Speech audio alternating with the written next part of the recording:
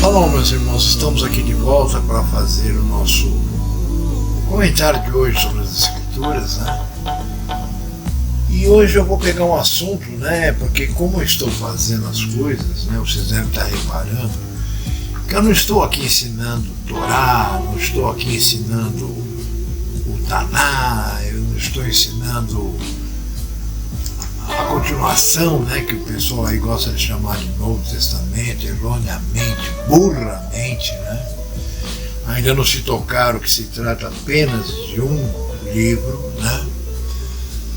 Então hoje eu quero falar sobre um assunto que eu sei que vai doer para muitos, e é isso que eu quero, tá? Para vocês verem como vocês são burros, tá? Primeiramente eu vou começar lendo, tá? Em Mateus, vocês devem ter notado, né, que ultimamente só estou falando do Novo, né? Ou seja, aquilo que os eruditos chamam, né, de Novo Testamento. Por quê? Porque é o que eles conhecem. Então a minha tentativa é de mostrar para eles a burrice deles e como eles estão jogados, né, na operação do erro, pelo próprio livro que eles dizem que conhecem, mas que eu creio que muitos nem leram inteiro. Porque se tivessem lido e o pai tivesse supervisionado essa leitura, eles não falariam tanta besteira. Concorda? Bom, nós vamos ler aqui a respeito, né, primeiramente, eu quero ler a respeito do que está escrito em Mateus 24.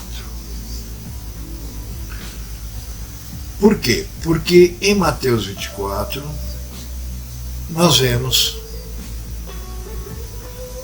justamente uma Mashiach reduzindo, né, uma Mashiach, assim vamos dizer,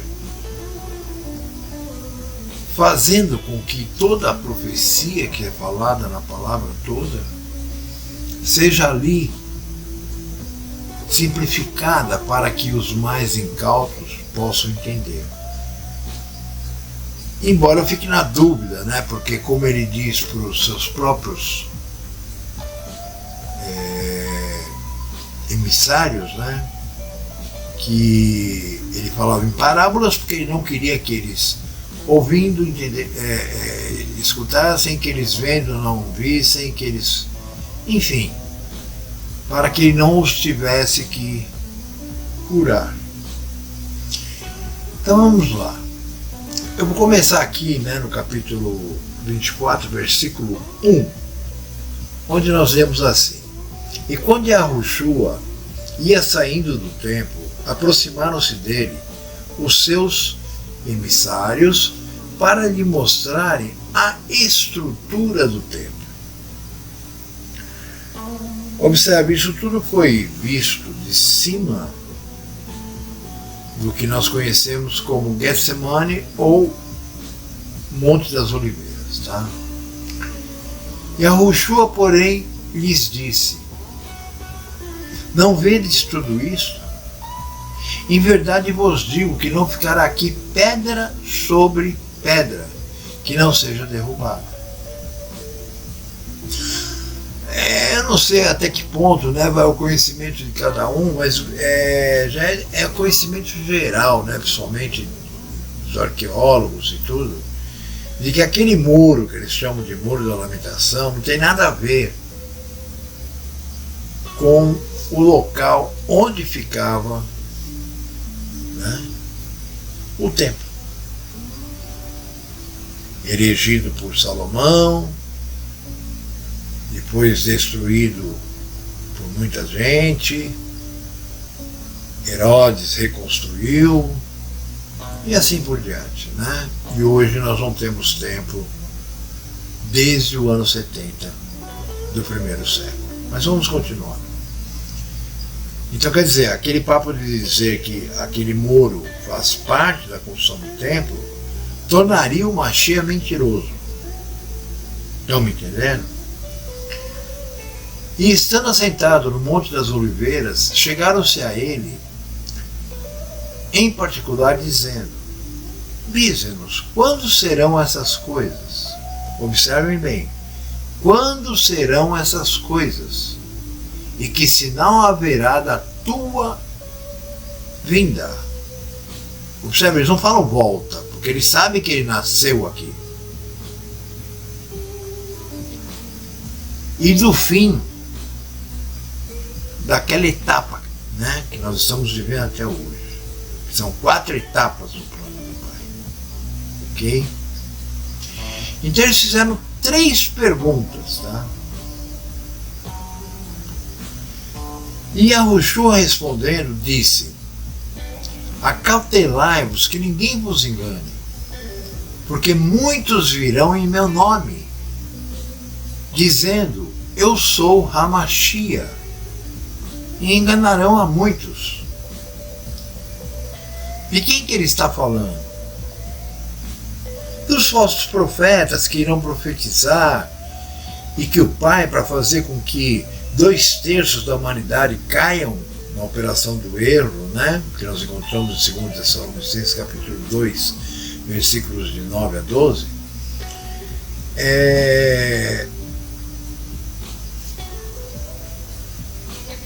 ali está falando justamente desse pessoal aí que até hoje ainda, né, fica nessa aí. Eu conversei hoje com uma amiga que estava falando que tinha um pastor ali que profetizava e tudo que ele falava acontecia. Eu não duvido que acontecia, mas agora, será que ele é uma pessoa que realmente está com o Yahweh?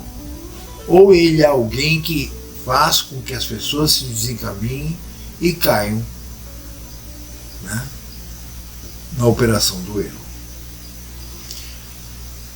Aí ele diz: e ouvireis falar de guerras e de rumores de guerras. Olhai, não vos assusteis, porque é preciso que isso tudo ocorra, mas ainda não é o final da etapa, ou seja, da segunda etapa.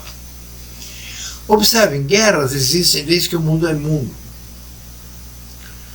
Mas na profecia, se você conhecesse a profecia, você ia ver que aqui ele está falando a respeito daquela profecia que diz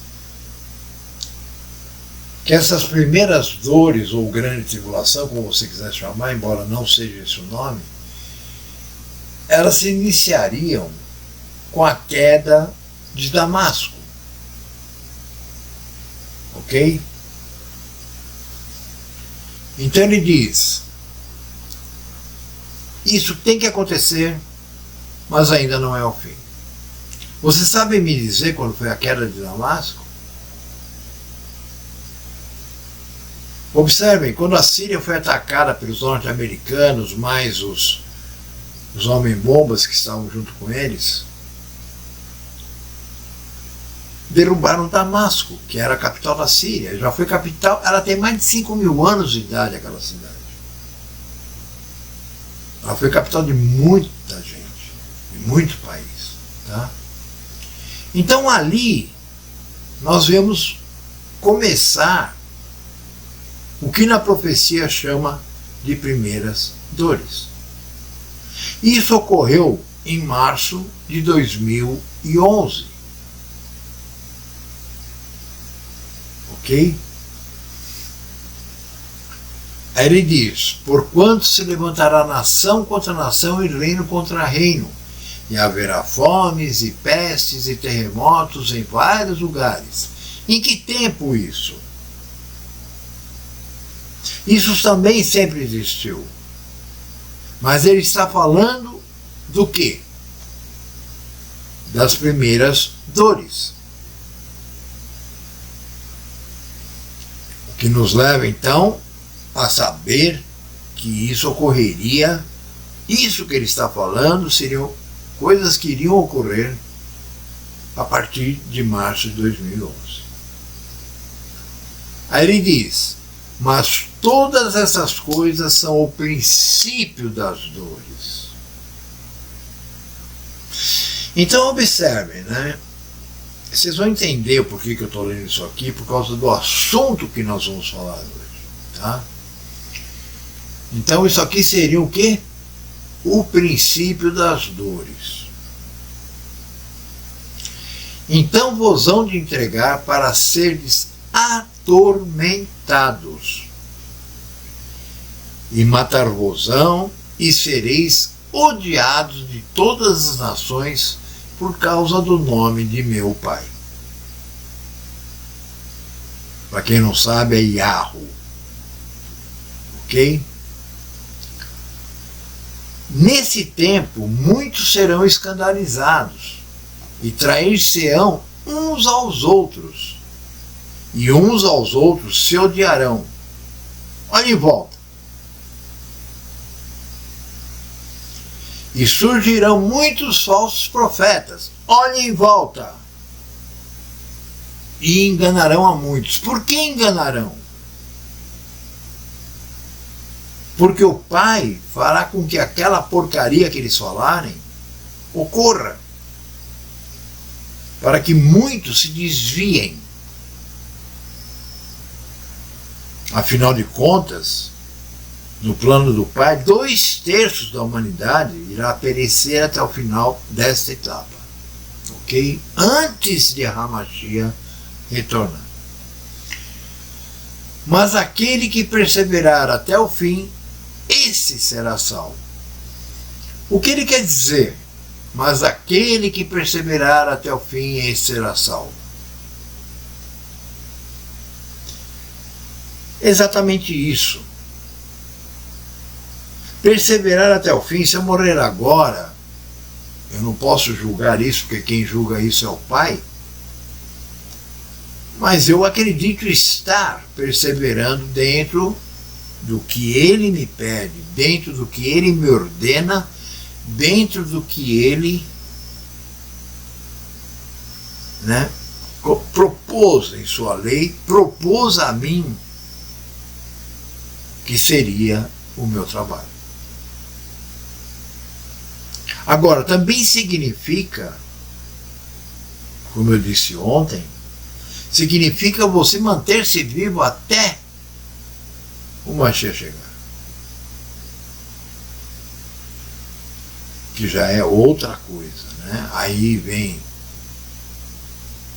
que vão persegui-lo e tal, então que saiam, né? Vão para outras cidades e tudo isso. Aí ele diz o seguinte: para quem não conhece a profecia, para quem nunca leu o pacto, isso aqui não quer dizer nada. Eles acham que isso aqui é para os nossos tempos. E este evangelho do reino, veja, não é evangelho do Jesus católico. Este evangelho do reino será pregado em todo o mundo, em testemunho a todas as nações. E então virá o final dessa etapa. Observe, hoje, devido à promessa feita a Abraão, que eu não vou nem dizer qual é, que leiam o pacto, quem quiser me avisa que eu mando, embora eu acho que ninguém mais vai conseguir entender, mas eu mando. Tá? Será pregado em todo o mundo, porque antes de haver tudo isso que nós estamos vendo aqui, a grande aflição, etc.,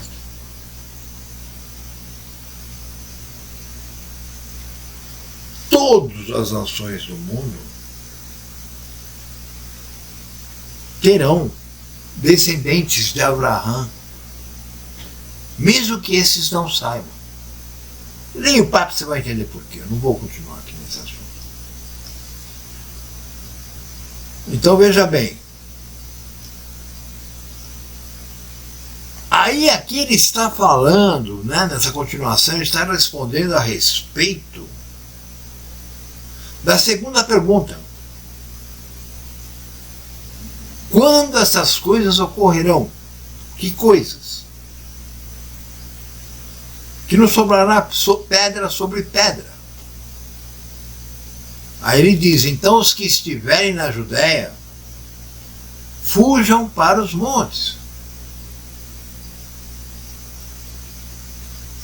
E quem estiver sobre o telhado, não desça para tirar alguma coisa de sua casa, mas sim para correr para o monte. E quem estiver no campo, não volte atrás a buscar suas vestes, saia correndo. Ok? Então vejam bem, meus irmãos. Aí ele diz assim: porque haverá então. Bom, aí já é outra parte da resposta. Então vejam bem. O que aconteceu no ano 70? Jerusalém estava cercada, pelo exército romano. Se alguém saísse lá de dentro, ele era colocado numa estaca, da mesma forma que Hamashia foi, e morto. Lá dentro não havia mais comida. Segundo o escritor, José, o historiador, que estava lá dentro, presente, ele diz que muitas pessoas, muitas mães comeram os próprios filhos. Que homens pegavam suas sandálias e fritavam as solas, que eram de couro, para comer. Por quê? Porque isolaram Jerusalém.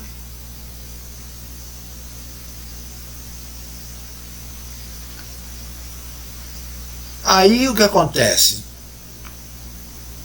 Sem ninguém saber por quê, o imperador romano pede para que aquele exército que estava ali rodeando Jerusalém retorne a Roma. É de conhecimento de vocês, é claro, desde Judas nós sabemos disso, Barrabás e muitos outros, que eles tinham um grupo rebelde que queria lutar contra Roma.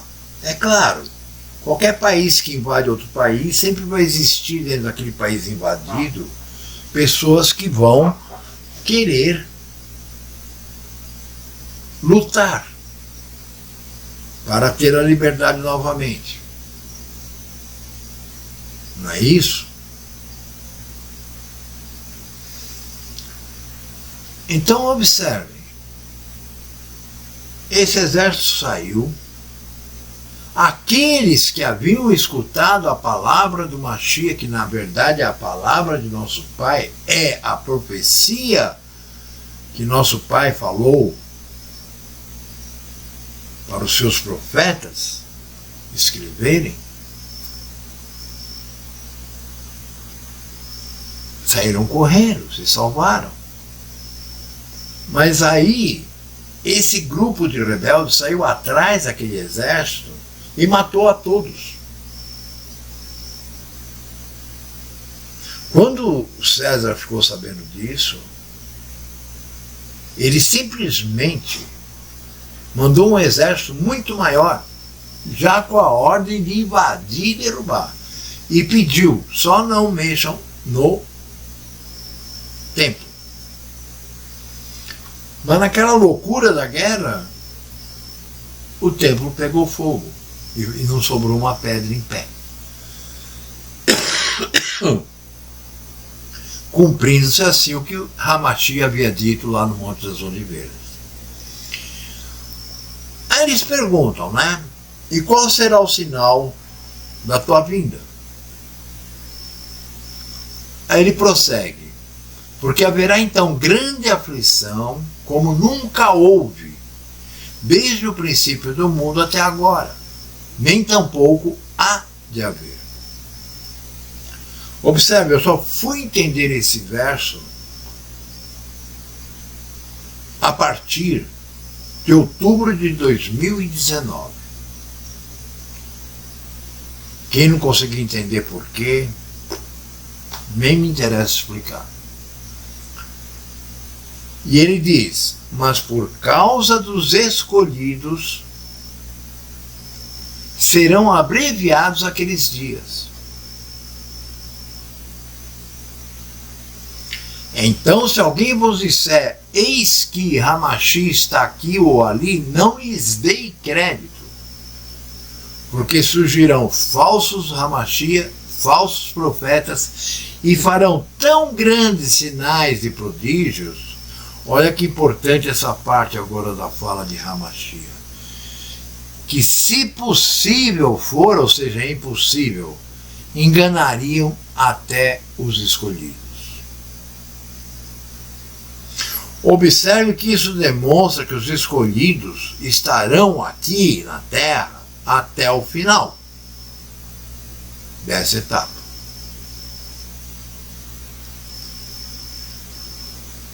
E ele diz, eis que eu vou-lo tenho predito. Entende? Aí ele diz mais uma coisa mais pra frente, né? Que, porque eu quero continuar no assunto que vai ter esse programa, né? Aí ele diz assim, porque assim como o relâmpago sai do Oriente e se mostra no Ocidente, assim também será a vinda do Filho do Homem.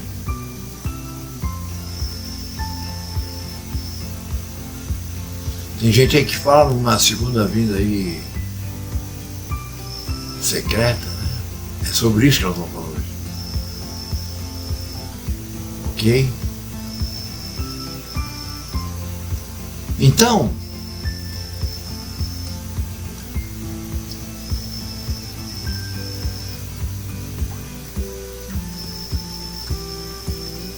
é isso, tá? Eu não vou nem continuar lendo aqui, porque aqui o que vai... aqui diz assim, por exemplo, é muito importante para vocês se situarem no tempo que estão vivendo. E como foi nos dias de Noá, assim será também a vinda do Filho do Homem. Veja, ele nunca fala a volta. Porquanto, assim como nos dias anteriores ao dilúvio, comiam, bebiam, casavam e davam-se em casamento, até o dia em que Noé entrou e fechou a porta da arca.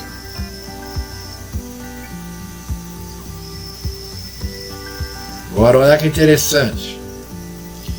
E não o perceberam até que veio o dilúvio e os levou a todos.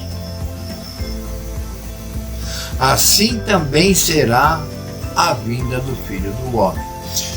Ou seja, ele não vem aqui levar a todos para o céu. Esse levar a todos significa o quê? Assim como significou lá no tempo de Noé. Quando ele fechou a porta e começou o dilúvio, quem estava fora morreu afogado. Entendem? Mas é isso, eu vou parar aqui a leitura então de Matitiahu 24. Mas nós vamos passar então agora a falar sobre o assunto deste episódio. Perfeito? Eu vou parar um pouquinho aqui e vou continuar após a propaganda. Ok? Shalom. Devido a algumas dúvidas sobre o uso do tzitzit, se é lei ou não, eu vou fazer uma pequena explanação aqui para vocês. Vou começar lendo Números 15, 38 ao 40. Fala aos filhos de Ashuru e dize-lhes que nas bordas das suas vestes façam franjas pelas suas gerações, e nas franjas das bordas ponham um cordão de azul, e as franjas vos serão para que, vendo-as, vos lembreis de todos os mandamentos de Yahweh, e os cumprais. E não seguireis o vosso coração, nem após os vossos olhos, pelos quais andais vos prostituindo, para que vos lembreis de todos os meus mandamentos, e os cumprais, e separados sejais a vosso rumo. Então, gente, o texto é bem claro. Esse mandamento do uso do tzitzit foi criado para que quem o usar, vendo estas franjas, né, tzitzit é uma palavra em hebraico, quando olhar, né, e ver essas franjas, é para lembrar dos demais mandamentos, ok? Então, é simples assim, é um mandamento para que você lembre dos demais mandamentos, ok? Não é coisa do Antigo Testamento, não é coisa que já foi cumprida e não precisa mais, tá? É para as vossas gerações, então é uma coisa que tem que ser cumprida sempre, né? Não é algo que foi criado para um tempo ou para um tipo de pessoa.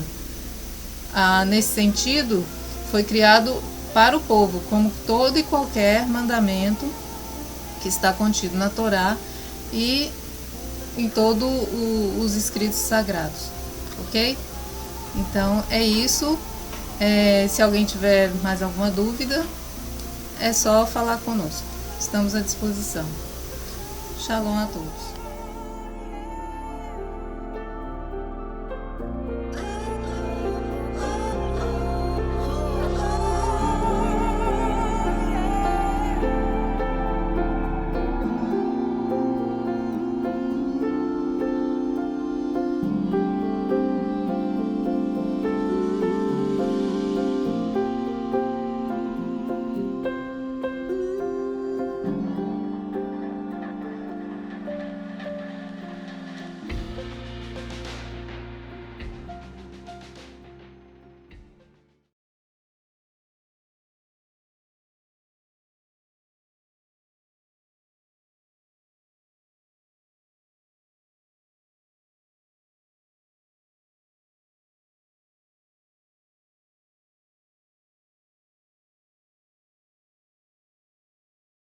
Shalom, Laila Tov.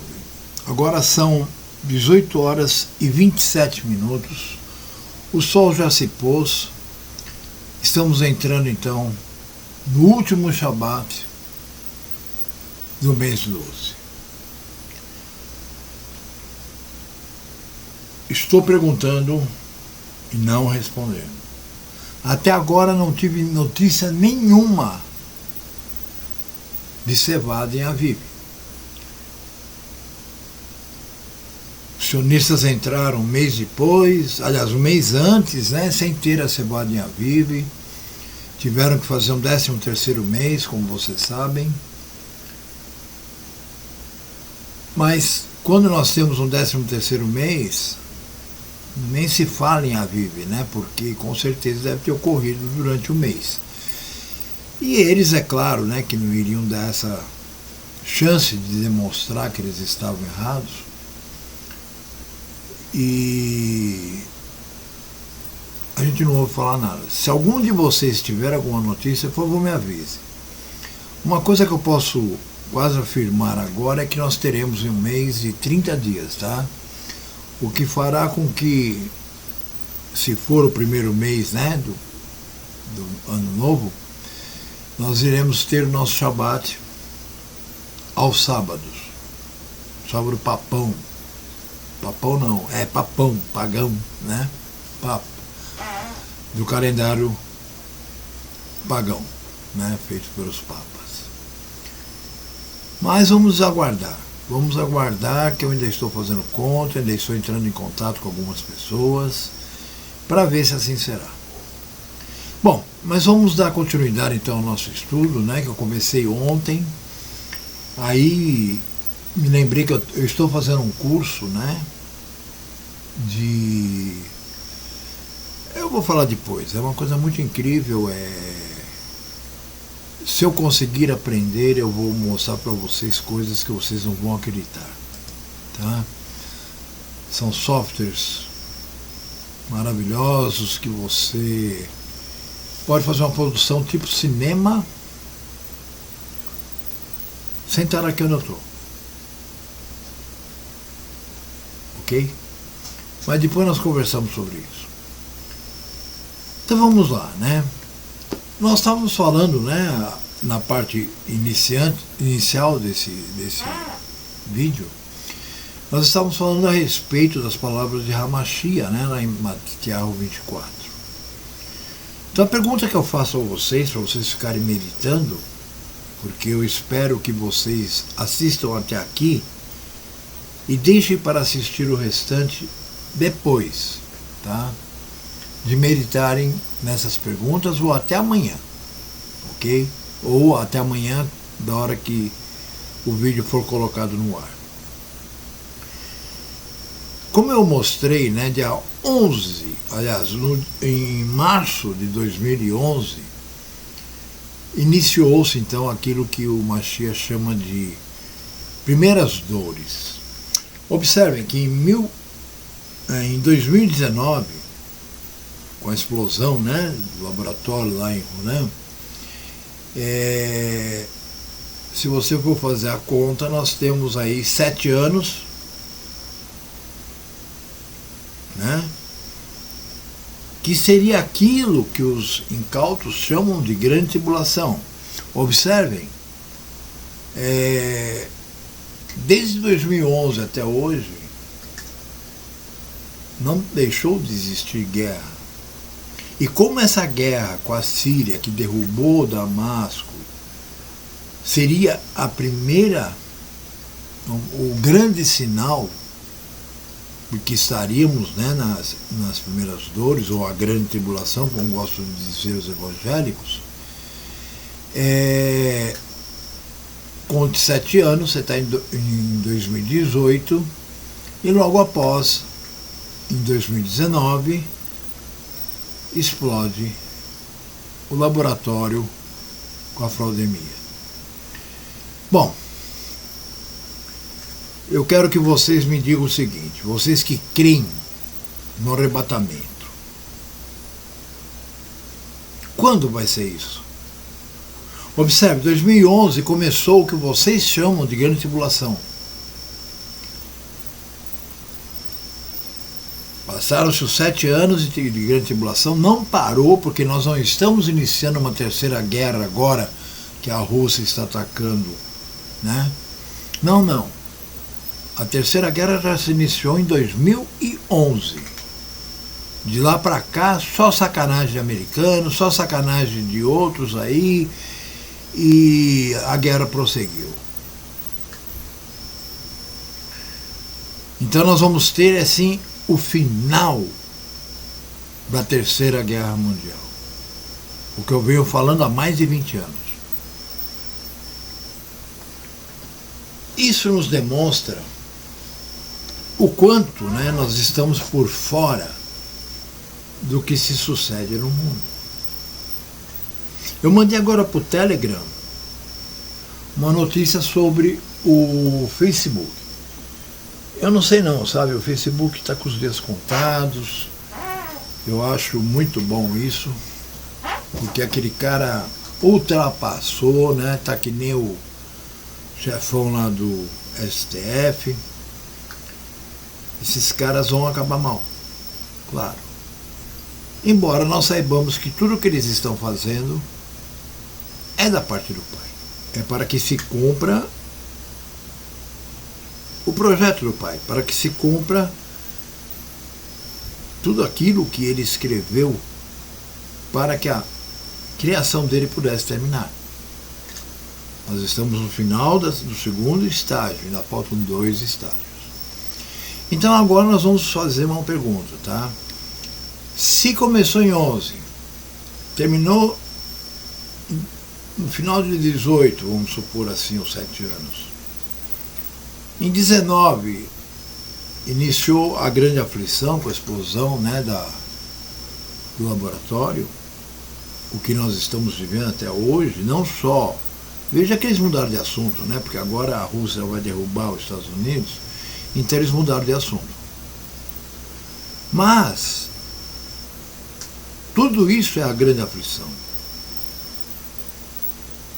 Então eu pergunto, em que momento você, que acredita talvez em Papai Noel, Saci Pererê, acha que o Mashiach virá escondido te buscar?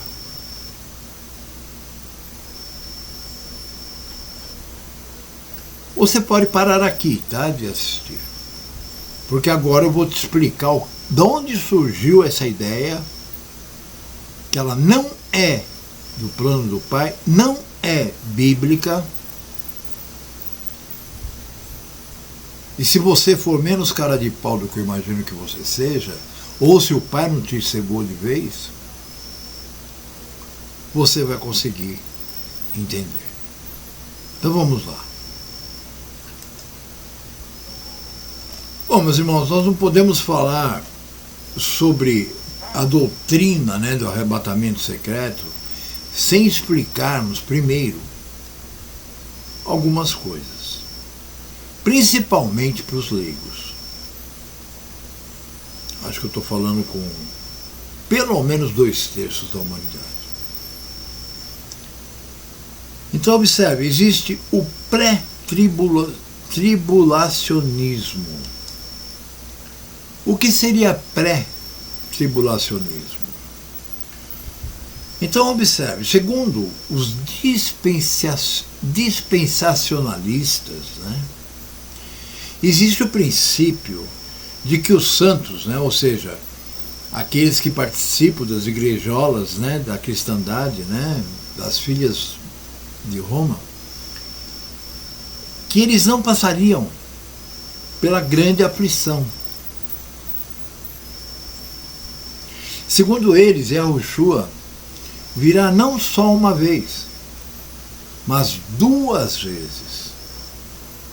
Primeiro para arrebatar a igreja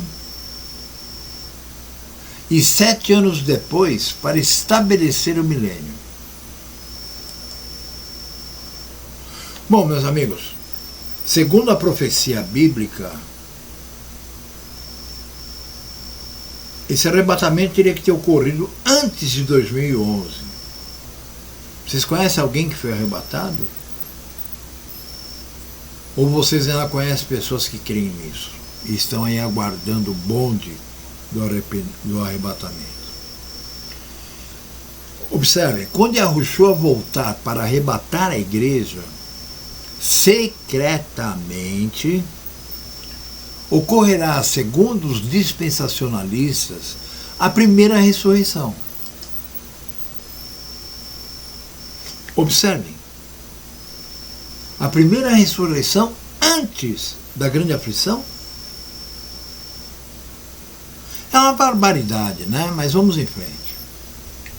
Os verdadeiros crentes, ainda em vida, serão momentaneamente transformados e juntamente com os ressuscitados, todos eles então com grande aflição. Peraí. E juntamente com os ressuscitados, todos eles estão então com grande aflição, a qual há já 1 ano e meio vivemos. Observem, não é 1 ano e meio que nós estamos vivendo na grande aflição. Nós podemos contar em outubro de 2020, outubro de 2021, formam-se 2 anos. De outubro até dezembro, mais 4 meses. E mais 4 meses agora são 8 meses. Então nós estamos há 2 anos e 8 meses dentro do que nós chamamos, e que o Mashiach chamou assim, de grande aflição. Então eles dizem que os crentes não passarão pela grande tribulação e que isso é um princípio lógico para os dispensacionalistas.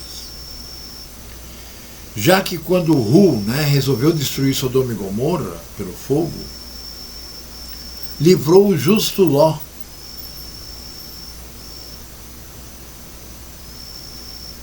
Quando ele quis destruir o mundo com o dilúvio, livrou Noé e sua família, 8 pessoas. Quando Yahu permitir a atuação cruel do anticristo, quem é o anticristo? Que papo é esse? Isso aqui foi acrescentado na palavra. Eu sou o anticristo. Por que eu sou anticristo? Porque eu não creio no Cristo criado em Roma no 4º, 5º século.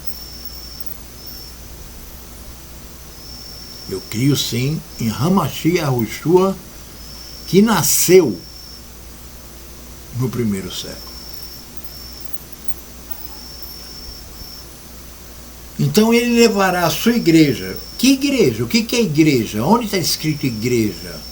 Eclésia, palavra grega, que significa local onde se reúne pessoas para discutir esses assuntos. Essa palavra igreja foi colocada na Bíblia quando surgiu a Igreja Apostólica Romana, a católica, ok? Então diz que ele livrará a sua igreja. Segundo eles, o Mashiach referiu-se a este evento em seu sermão profético em Mateus 24, que nós lemos agorinha atrás. Nos versículos 37 a 42, veja só. E como foi nos dias de Noá, assim será também a vinda do Filho do Homem. Portanto, assim como nos dias anteriores ao dilúvio, comiam, bebiam, casavam e davam-se em casamento, todos,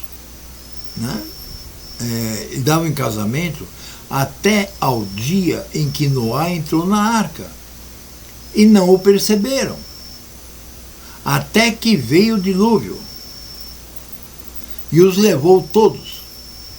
Assim será também a vinda do Filho do Homem. Percebem?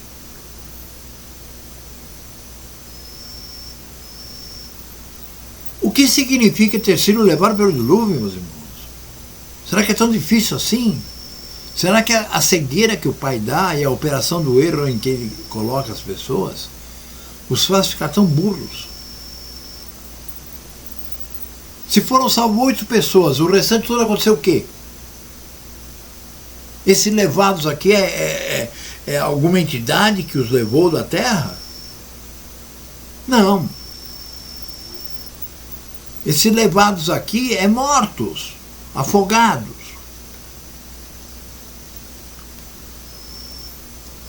Então, eles dizem que arrebatados os santos cristãos, são tão santos esses cristãos, ficarão em algum lugar não definido. Parece a Trindade, é um mistério. Com Yahushua por 7 anos. Então isso tinha que ter acontecido antes de 2011. Se fosse verdade, mas vocês vão ver de onde surgiu isso, aí vocês vão talvez rir de vocês mesmos. Tá? Quando então, aqui diz, um lugar não definido, onde ficaram com Yahushua por 7 anos, quando então ocorrerão, segundo eles, o juízo das obras dos salvos e as bodas do Cordeiro. Ai, meus irmãos, sabe? A palavra nos diz que aquele que é servo, a própria palavra de Arro que foi nos dada por Yahushua, já nos condena ou nos coloca como pessoas justas, dependendo de como nós andamos perante ela, perante as leis, perante tudo. Então esse papo aqui de que esses justos cristãos serão arrebatados e que depois irão para a frente do trono branco. Por acho que esses caras nunca leram, né, a Bíblia. Pega o capítulo 20 de Apocalipse e lê inteiro, é uma pagininha. E observe lá o que acontece com aqueles que serão ressuscitados no retorno de Hamashia. E mais de 1000 anos depois, então haverá uma segunda ressurreição, quando então esses serão julgados pelas suas obras, não pela palavra. Ok? Leia lá. Durante os últimos 3 anos e meio, no qual o anticristo exerceria seu poder na terra, a igreja arrebatada estaria com Machia passando pelo tribunal de Cristo. Isso em 7 anos, não em 1107 anos. Olha quanta besteira.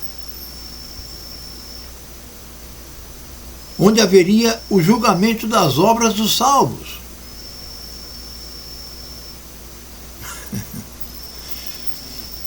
E então ocorrerá a ceia das bodas do Cordeiro.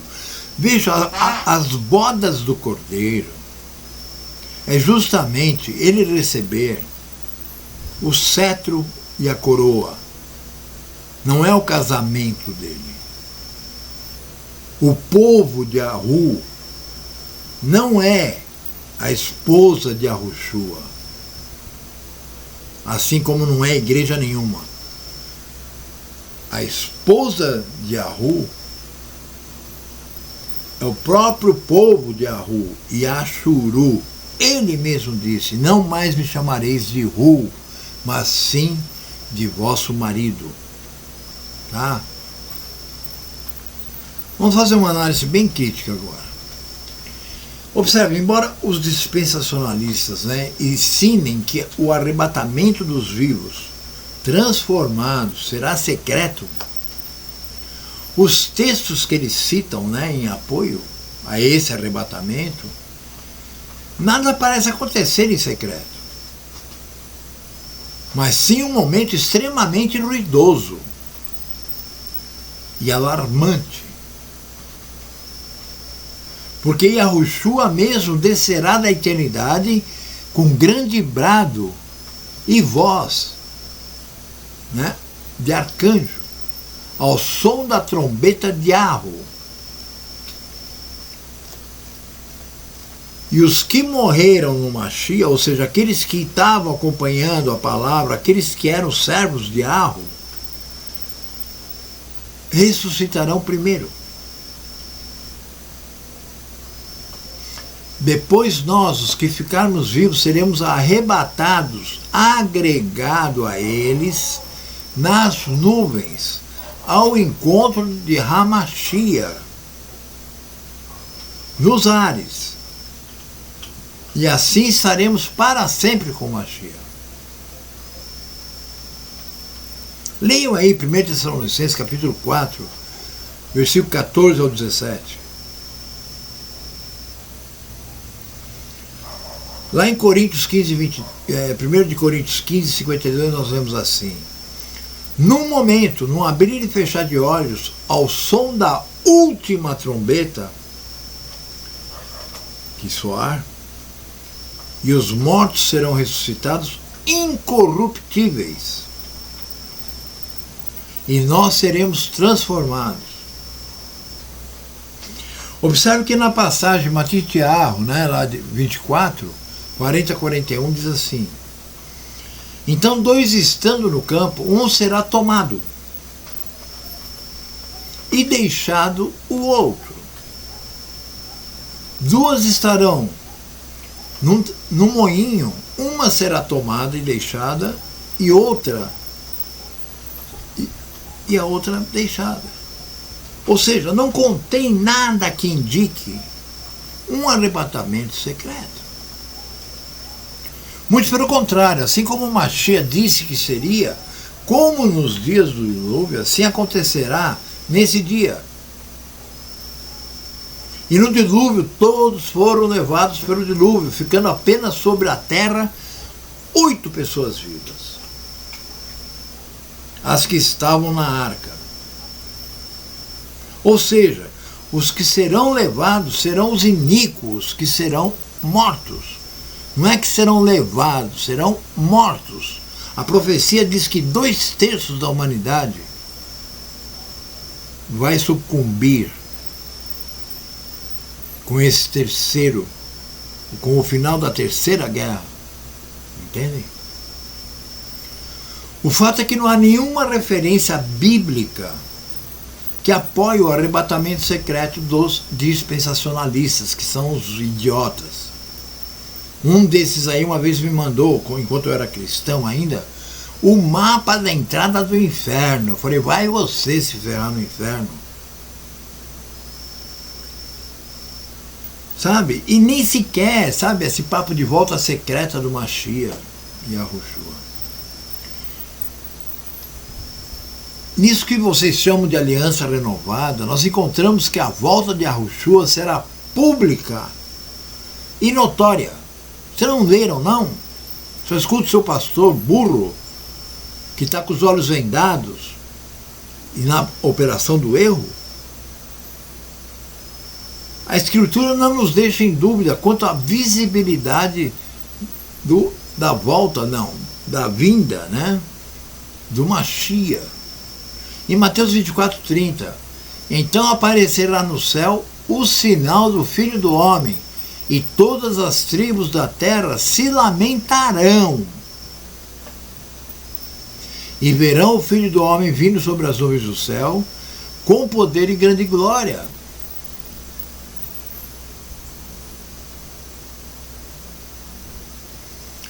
Ainda em Mateus, no capítulo 26, versículo 64, nós lemos assim: Disse-lhe a Yahushua, tu o dissestes, digo-vos, porém, que vereis em breve o Filho do Homem assentado à direita do poder e vindo sobre as nuvens do céu.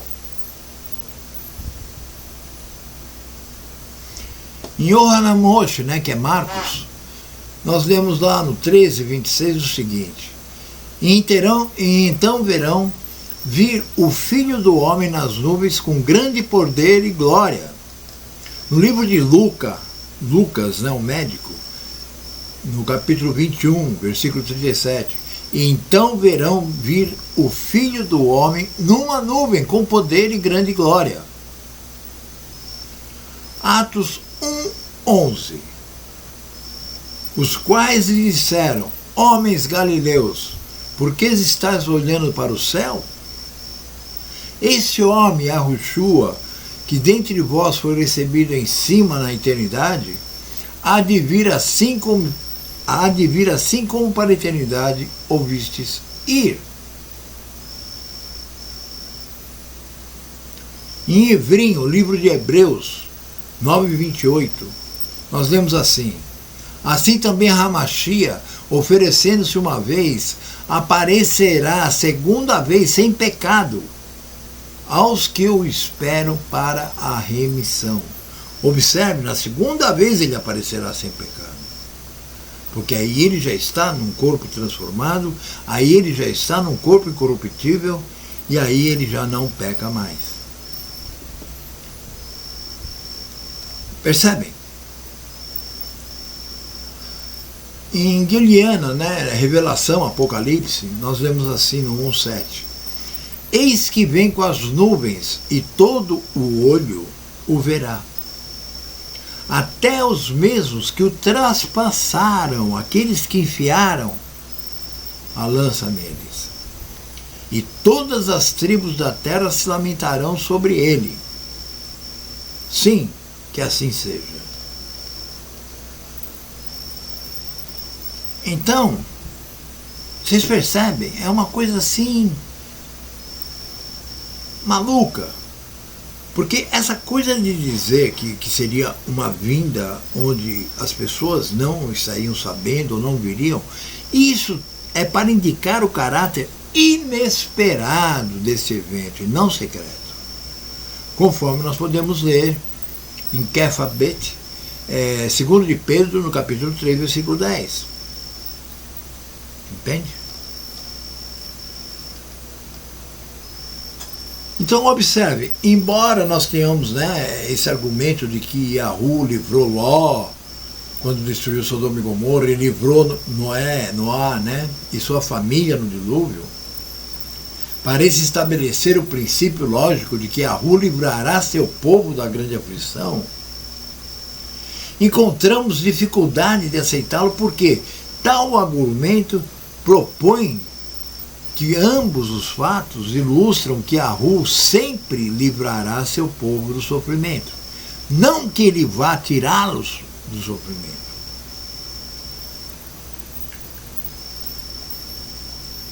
Se fosse assim, então, o que dizer dos 400 anos de servidão e tribulação que o povo de Yahu passou no Egito? E quanto aos sofrimentos e os mártires dos profetas,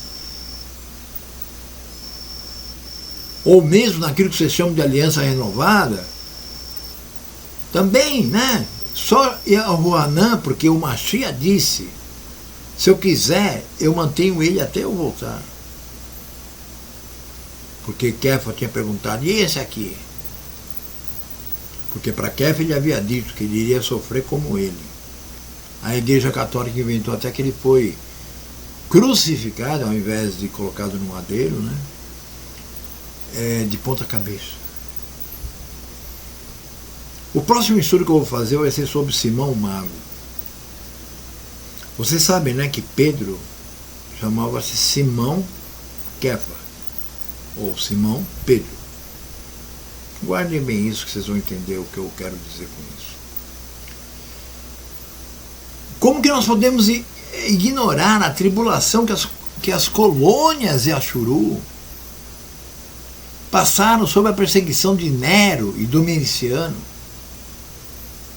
Naqueles dias a aflição dos eleitos foi tamanha que Yahu deu o livro de Apocalipse aos ajuntamentos de Ashuru para lhes transmitir conforto e encorajamento, e assegura-lhes que vê as lágrimas do seu povo.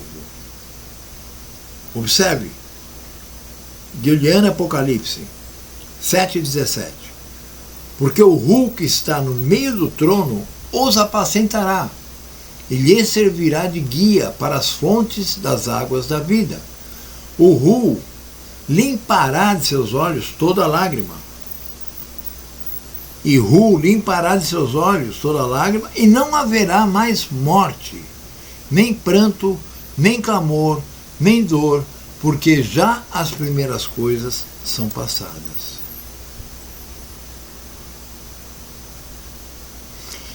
Observe, por exemplo, em Apocalipse o que foi dito, né, para aquelas pessoas, né, que criam Yahu, que faziam parte, né, dos efraimitas, vamos por assim. Ele diz assim: conheço a tua tribulação, a tua pobreza, mas tu és rico. Não temas as coisas que tem de sofrer. Eis que os perseguidores estão para lançar em prisão alguns de entre vós, para serem postos à prova, e tereis aflição por 10 dias. Porém acrescenta: sê fiel até a morte, e dar-te-ei a coroa da vida. Guilherme Apocalipse, capítulo 2, versículos de 9 a 10.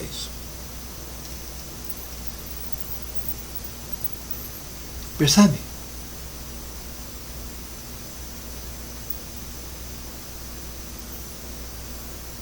Então, é muito ridículo, né? Observem aqui. Alguém pode objetar, né, vamos dizer assim, em relação ao livramento físico dos crentes durante a grande aflição? Observe, nós lemos no início desse programa o Mashiach dizendo que o tempo seria abreviado porque não sobraria nenhuma carne viva, mas que por causa dos escolhidos esse tempo seria abreviado, não é isso? Então, se você vai ser arrebatado antes da aflição, você por si próprio já está dizendo: eu não sou escolhido. Se você vai ser arrebatado antes da grande aflição, e ainda está dizendo que vai ser julgado naquele trono branco, você está dizendo que você não é escolhido, porque elas só serão julgados, os ímpios, pelas suas ações. Observe que naquele momento que a Yahushua, nós lemos, que ele mostrava a Hamashia, sobre o templo, ele disse: não ficará pedra sobre pedra. Então aqui ele estava discutindo com os seus emissários a respeito da destruição do templo no ano 70 da Era Comum. E tem muito cara de pau aí que coloca: não, nós temos que fugir para as montanhas, né, seu Rubens? Eu sei que hoje você já mudou de ideia porque você bateu a cabeça. Observe, no ano de 66 da Era Comum, terroristas de Yarudi mataram os soldados romanos em Massada e prepararam-se para uma forte defesa. O dirigente, ou seja, o sacerdote Gadol, do templo de Jerusalém, pôs paradeiro às ofertas diárias para o bem-estar do imperador. Foi confiada a Vespasiano a tarefa de subjugar a revolta dos Yarudi, que por sua vez, após um cerco que durou 6 meses a fio, deixou que seu filho Tito comandasse o ataque final no ano 70 da Era Comum. Jerusalém foi destruída, o templo de Herodes foi queimado e o seu mobiliário sagrado transportado para Roma.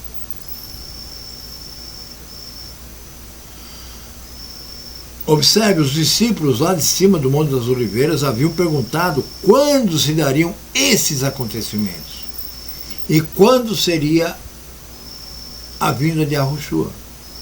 Quais os sinais da sua vinda? Quando seria a consumação dos séculos? Observe, a consumação dos séculos só será no início da 4ª fase do plano de Yahweh. Observe que a consumação dos séculos é chamada por todos aí como o final dos tempos.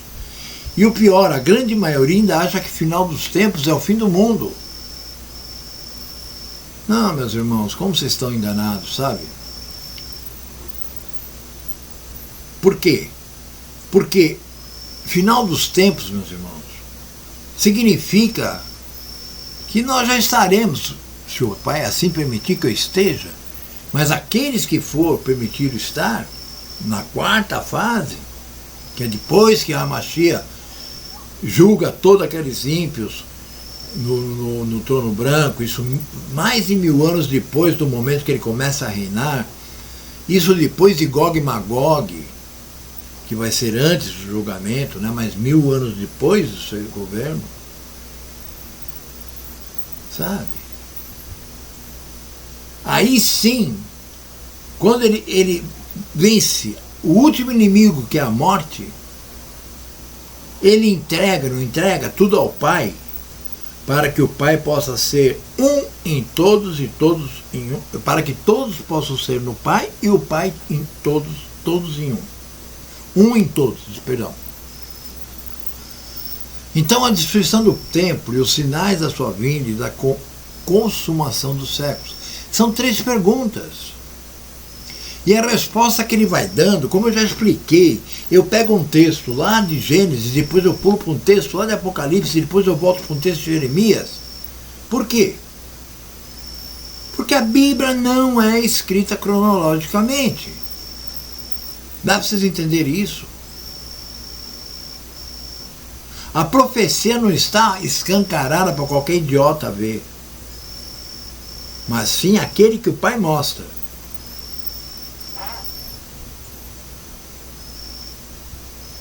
Então, na verdade, naquela época, o mundo que ele conhecia era a Palestina, né? E o quê? A Judéia,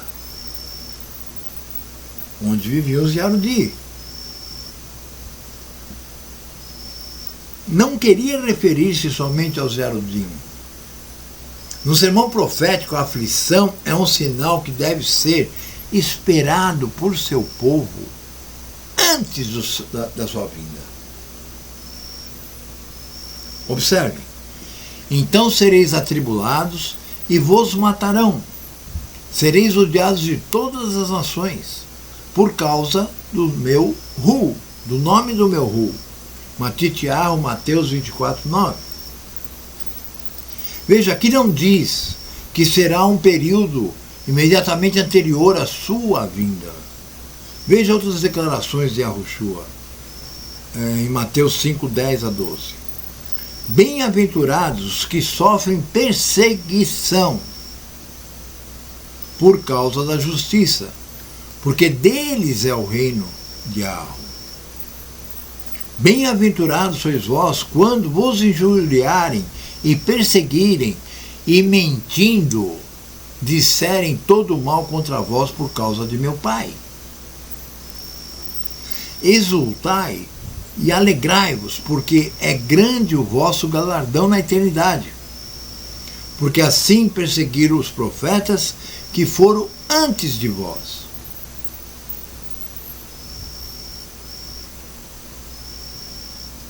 E Yahuanã, João, no capítulo 15, versículo 20, escreveu palavras do Mashiach também, dizendo assim: lembrai-vos da palavra que vos disse, não é o servo maior do que o seu mestre.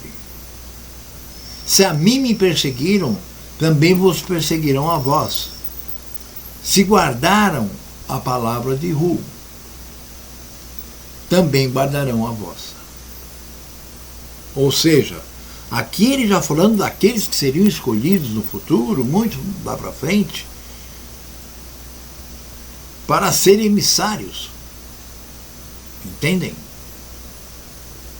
Para ensinar àqueles que o Pai chama, não aqueles que deliberadamente entram numa igrejola qualquer e dizem: eu aceito Jesus Cristo, o ídolo pagão criado por Roma. Olha só, tenho-vos dito isto para que em mim tenhais paz, pois no mundo tereis aflições, mas tem de bom ânimo, eu venci o mundo.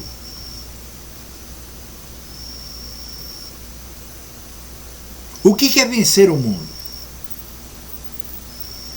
É ser arrebatado e fugir da luta?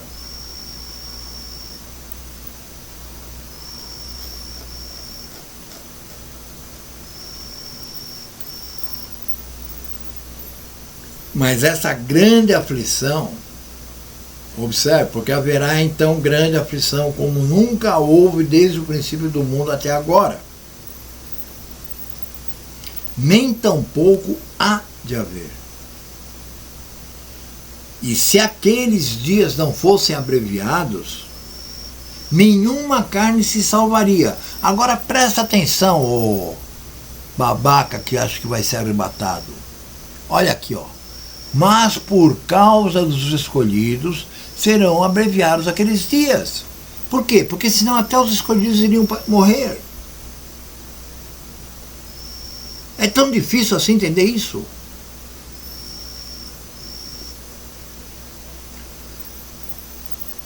Isso está lá em Matitiahu 24, 21, 22, Então aqui ele está se referindo a uma aflição muito maior do que aquela vista no ano 70 em Jerusalém.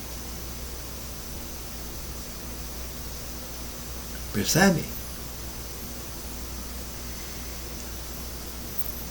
Sabe, irmãos, é uma coisa absurda, né? Nós temos que notar também que todos passarão por este período. Justos, injustos, ímpios, enfim.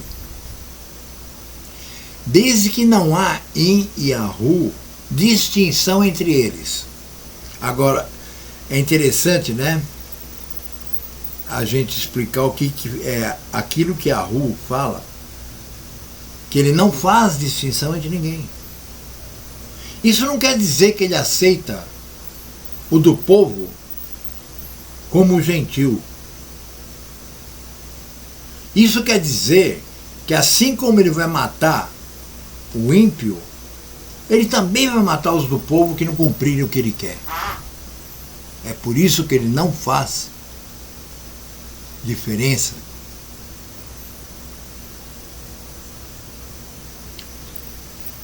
Então, o que nós temos aqui em Matityahu 24 não é, por hipótese alguma, um arrebatamento antes da tribulação, meus irmãos. Que nem está escrito tribulação, a não ser naquele subtítulo que é posto pelo homem para já encaminhá-lo para o erro. Mas o que a Yahushua quis deixar claro é que não há meios de predizer os eventos precisos que precederão o fim do século e a vinda do Filho do Homem. Pois esses eventos serão tão impressionantes e imprevisíveis e inesperados como a vinda do dilúvio nos dias de Noá. Você sabia que não chovia até aquele dilúvio? Ao invés de chover, as plantas eram molhadas, porque a terra ainda estava resfriando, então subia uma névoa que caía sobre as plantas como gotículas de água. Você vê disso? Então você imagina alguém construindo uma arca gigantesca e dizendo que ia ter chuva e que ia inundar toda a terra.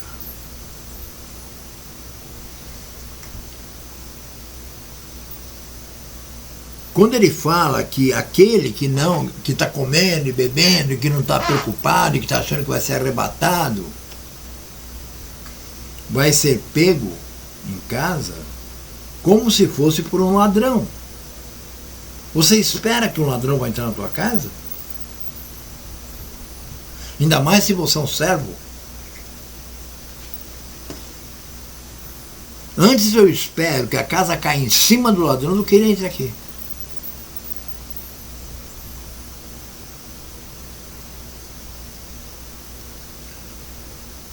Então, os homens e as mulheres estarão envolvidos em suas ocupações habituais.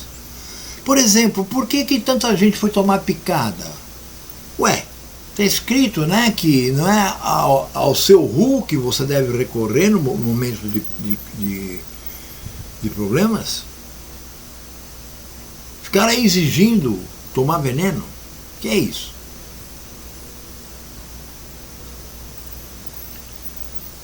Lá naquele tempo de Noá, eles continuaram moendo cereal nos moinhos, comendo, bebendo e dando-se em casamento, quando no momento que eles menos esperam, o Filho do Homem virá. Presta atenção.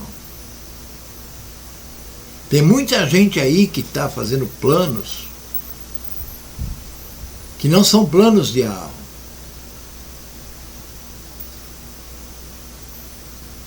Porque no plano de Arro, 2/3 da humanidade perecerá. Não será arrebatada.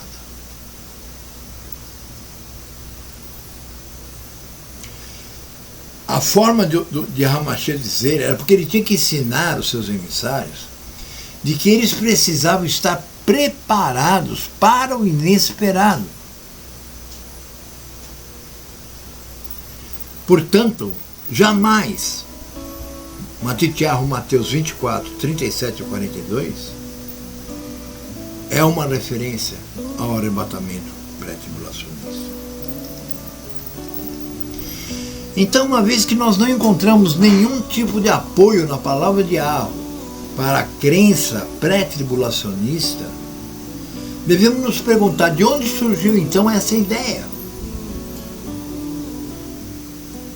Porque o resto todo, que quem se diz cristão acredita, nós sabemos de onde veio. Da Igreja Católica Apostólica Romana. Começando no Concílio de Nicéia, do 4º para o 5º século.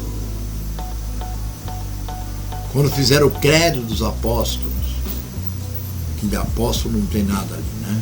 As apóstolos até tem, né? Porque apóstolo é como se fosse um soldado grego. Observe bem. Essa ideia surgiu no século XIX, entre 1800 e 1882. Em uma conferência profética, veja só, né? Tudo pentecostal, vagabundo. Na igreja de Edward Irving, pastor expulso da igreja presbiteriana. Quando uma irmãzinha de mais ou menos 17 anos de idade, né, teria tido uma visão de um arrebatamento secreto. Aí um tal de John Nelson Darby, um membro, né, dos chamados Irmãos de Plymouth, aceitou a suposta visão como sendo a voz do Espírito Santo. Pentecostal é barra. Outros a rejeitaram e por isso houve uma grande divisão entre os irmãos Plymouth. Darby visitou o quê?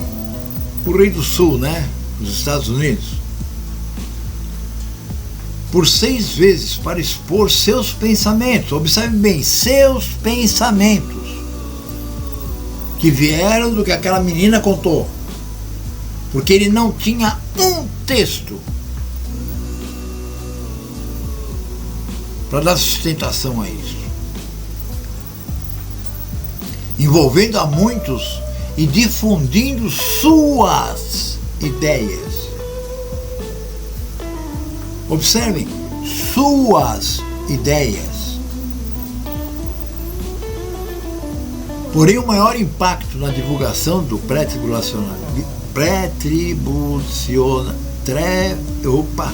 tribulacionalismo, né, foi com Scofield, tão venerado aí pelos idiotas, que viveu de 1843 a 1927, com a sua Bíblia de referência, né, que foi largamente distribuída e aceita pelos meios conservadores, né, fundamentalistas no caso, e pelos leigos, como auxílio ao estudo da palavra diabo. Portanto, a doutrina pré-tribulacionista não veio da revelação bíblica. Por isso não podemos aceitá-la como verdade. Agora, cabe a você, amado leitor, tirar as suas próprias conclusões, tá? E não perca tempo para fazer isso. Porque se o Pai te chamou, Ele vai te mostrar. Se Ele não te chamou, você vai ficar no ponto do ônibus ou no ponto, né, esperando o bonde do arrebatamento, ok? Shalom, Shabbat Shalom. Eu termino aqui e agora eu vou descansar. Fui.